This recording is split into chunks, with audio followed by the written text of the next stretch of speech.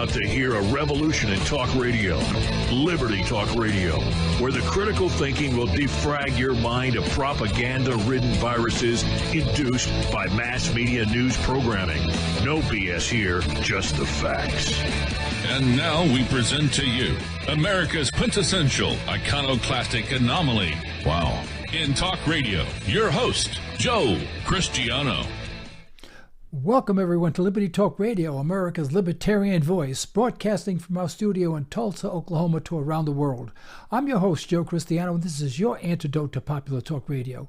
Folks, it's time for us to take back control of our government now before this bureaucratic, oversized, and self-serving federal government starves us of our property, our freedom, our rights, and our liberty.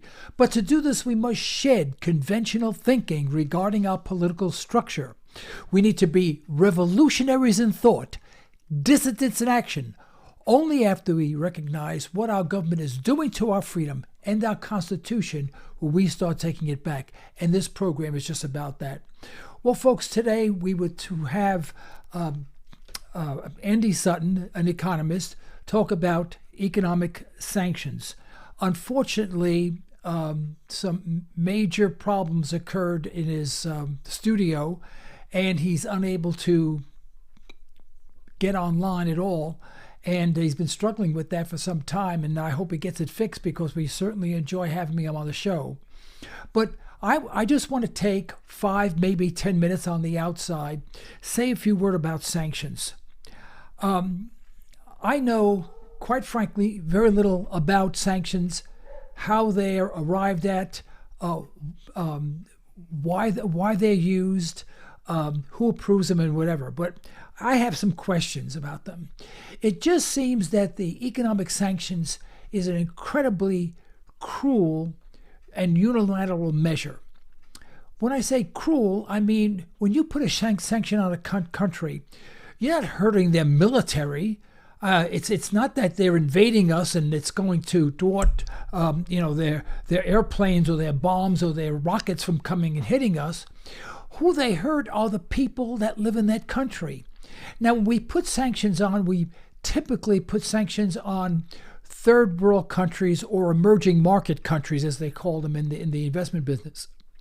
And when you put sanctions, these people already have quite a difficult time, just quite frankly, just eating, finding enough food, and keeping an economy going that prevents total starvation of the populace. And it just seems to me that even if a country was doing something that displeased us or we thought were wrong, the last thing that you'd want to do is impose sanctions. Because what you're doing is that you're hurting the lowest people on the totem pole, the people who have least amount of money, that probably starving to death now as it is, and you're making life miserable for them, hoping that the people would rise up against their government because there's no food or there's no whatever's needed, whatever the sanctions affect. But usually it doesn't affect the people making the decision, and neither do they give a damn about the people that live in their country, So I think they're quite frankly, personally, I think they're very ineffective, right? And it just seems to be a very, very cruel situation. Now, we can impose sanctions because we are one of the world's largest consumers of goods, and so they obviously want to sell us products, and they want to buy from us in return to help their economy. Well, it just seems that sanctions are just used by bullies to show that we're standing up to other countries and they're not doing what we say. Well, this country was not founded on bullying other countries. They're not founded on being the world's leader. It's not founded on the fact that we were going to eventually tell everyone how to run their business, how to run their countries, what kind of government they have, what kind of military they have, et cetera, et cetera, et cetera. No, we don't do any of that. And sanctions just seem to be a damn cruel way of international relationships, of gaining international relationships. Now, usually when we put sanctions on countries, they're not, don't have a big military. They're not on the verge of attacking us or anything like that. But we just do things that are just absolutely cruel and inhumane. And I want to know if we have a Congress, why doesn't Congress stop these? I mean, we have a president now who really thinks that he is the president of his company. Now, when you're the president of a company and you own all the stock or a majority of the stock, you can make every decision you want, any decision you want, no matter how harmful they may be. And they may even destroy your own company. But it's your company. It's your money. I mean, you can do with it as you please. Now, if you had a half a brain cell working, obviously you would do what's best for your customers. And being president of the United States, this is not your country. You are there for one reason, and that's to ensure that our rights and freedoms are kept intact and protected. And if Congress gets out of hand and attempts to do something like initiate Obamacare or any other program that they have, or a health care program, or welfare program, or food program, and the Congress approves it, you have the right, the absolute right to deny it, to vote against it, and to stop it from occurring. And this is what we have. This is why we don't have a democracy. We have a constitutional republic. But we never hear the word constitution in any of these conversations. When we make these decisions, no one's standing up and said, could someone tell me where in the Constitution it gives the president the right to initiate sanctions on other countries that cannot pose any harm to us? And are we only doing it because the person that's running that country doesn't agree with our president? And if they don't agree with our president, so be it. Not everyone agrees. I don't agree with the president. Is he going to impose sanctions on me?